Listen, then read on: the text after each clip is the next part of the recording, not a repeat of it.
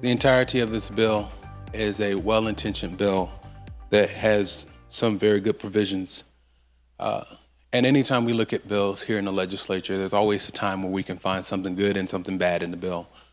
Oftentimes, in terms of our vote, we have to look at the cost versus the benefit. And the question with this piece of legislation is, does the wrong person get shot? The idea that we introduce guns into schools and our attempt to protect teachers and students during an active shooter situation can leave them vulnerable and allow for unintended consequences, and not only in a time of crisis, but on a daily basis. In Chicago last year, there was a guy by the name of Jamel Roberson, who was a security guard, who had stopped a shooting situation in a nightclub, and he had subdued the gentleman and put his knee in his back, and he had his weapon drawn. And when the police arrived, they shot him.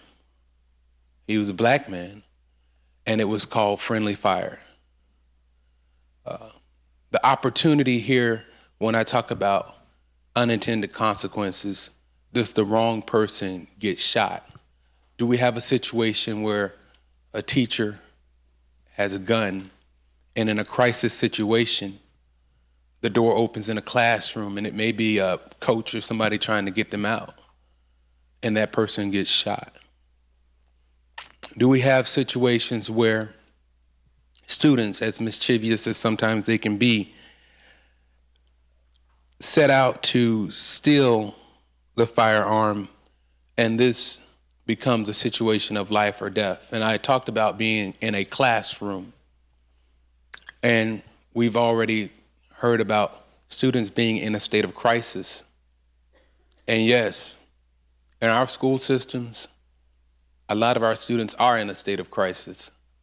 I can tell you about when I was substitute teaching several years ago, when a student was in the third grade, and he told me about seeing his mother being murdered by his father when they had come home.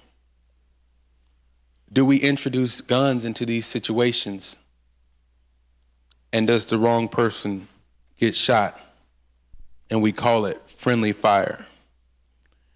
We have well-founded efforts to protect from mental health crisis, mental health issues within this legislation.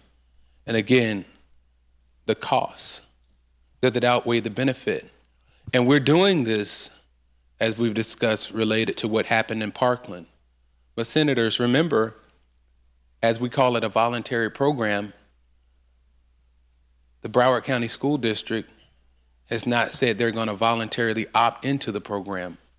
None of the students from Parkland who came to see us in our offices asked us to put this program in place. So let's think about the harm that could potentially happen when we turn our schools into these crisis zones. And in closing, members, as we get ready to vote on this bill, remember, think about it. If we have children who are in the school system or grandchildren, does the wrong person get shot?